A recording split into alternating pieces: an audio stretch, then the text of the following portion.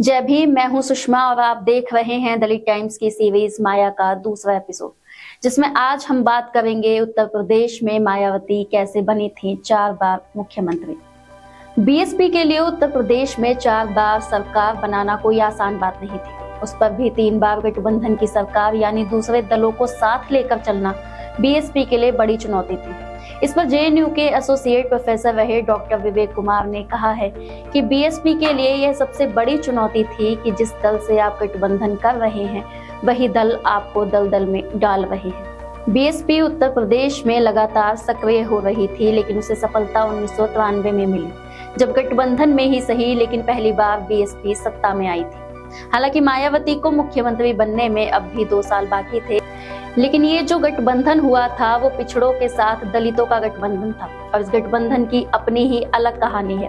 और वो कहानी कुछ यूं है कि साल 1992 में जब केंद्र में बीजेपी की सरकार थी, तब उत्तर प्रदेश में एक घटना घटी जिससे केंद्र की बीजेपी की सरकार धराशायी हो गई। बात 6 दिसंबर 1992 की है, जब उत्तर प्रदेश में बाबरी मस्जिद गिरी और केंद्र में बीजेपी की सरकार।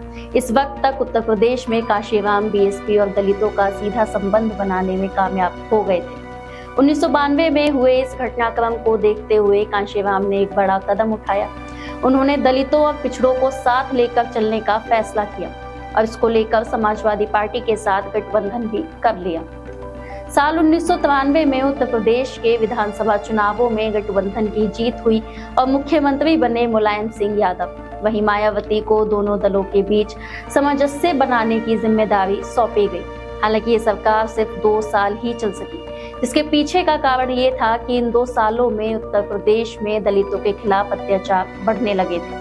कांशीराम और मायावती इन घटनाओं से निराश थे। 1995 में इसी चिंता में कांशीराम बीमार पड़ गए और दलित अत्याचारों को देखते हुए कांशीराम ने अपनी जो राय बनाई थी वो बदल ली। कांशीराम ने अस्पताल में ही बीजेपी के साथ एक गुप्त समझौता कर लिया था और ये वो समझौता था जिससे मायावती की जान जाते जाते बची। 1 जून 1995 को मुलायम सिंह यादव को खबर मिलती है कि मायावती ने तत्कालीन राज्यपाल मोतीलाल वोहरा को ज्ञापन सौंपते हुए गठबंधन को दिया समर्थन वापस ले लिया है और लखनऊ के गेस्ट हाउस में मायावती खुद मुख्यमंत्री बनने की रणनीति बना रही है। अजय बोस ने अपनी किताब बहनजी में इस घटना का जिक्र करते हुए लिखा है कि 1 जून 1995 की दोपहर समाजवादी पार्टी के नेताओं ने गेस्ट हाउस पर धावा बोल दिया। पूरी दोपहर और रात मायावती ने खुद को अपने नेताओं के साथ गेस्ट हाउस के एक कमरे में बंद रखा। इस वक्त तक पूरा कमरा समाजवादी पार्टी के नेताओं से घिरा हुआ था। मायावती को भद्दी भद्दी गालियां दी जा रही थी। बीएसपी के नेता नसीमुद्दीन सिद्दीकी ने इस घटना को लेकर एबीपी न्यूज के एक कार्यक्रम में कहा था कि समाजवादी पार्टी के नेता मायावती को मारना चाहते थे। मायावती भी इस बात को कह रही थी कि समाजवादी पार्टी द्वारा ये मुझे डराने की नहीं बल्कि मारने की कोशिश थी। घटना के बाद 3 जून 1995 को बीजेपी के समर्थन से मायावती पहली बार उत्तर प्रदेश की मुख्यमंत्री बनी थी।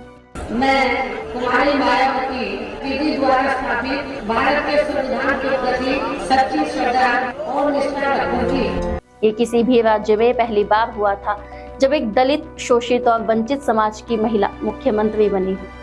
मायावती कुल 4 बार उत्तर प्रदेश की मुख्यमंत्री बनी। इसमें 3 बार बीजेपी के समर्थन से तो 1 बार पूर्ण बहुमत से उन्होंने उत्तर प्रदेश की कमान संभाली थी। हालांकि यहाँ दिलचस्प बात यह है कि 3 बार की गठबंधन सरकार अपना एक भी कार्यकाल पूरा नहीं कर पाई, जबकि पूर्ण बहुमत की सरकार ने अपना 5 सालों का कार्यकाल पूरा किया था।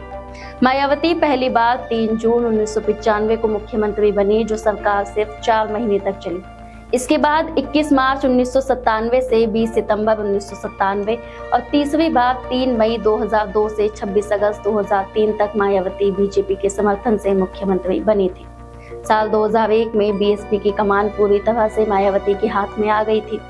प्रदेश और पार्टी में मायावती का कद अब बढ़ने लगा था। वहीं कांशीराम जो थे वो कहीं पीछे छूटने लगे थे। 2001 में कांशीराम ने मायावती को अपना राजनीतिक उत्तराधिकारी घोषित कर दिया और साल 2006 में आधुनिक भारत में दलित और शोषितों और वंचितों के हक के लिए लड़ने वाला योद्धा कांशीराम वीरगति को प्राप्त हो गए। अब वक्त था साल 2007 के उत्तर प्रदेश विधानसभा चुनावों का। पार्टी जीत के लिए रोड मैप तैयार कर रही थी, तो वहीं मायावती ने यह महसूस किया कि वह अकेले दलित मुस्लिम वोटों के बलबूते नहीं जीत पाएंगी। इसलिए उन्होंने काशीराम के पुराने फंडे को अपनाना जरूरी समझा और पार्टी की रणनीति को सर्व समाज के लिए तैयार किया, जिसका नतीजा ये हुआ कि प्रदेश में पार्टी को 2007 के विधानसभा चुनावों में 206 सीटों का प्रचंड बहुमत मिला।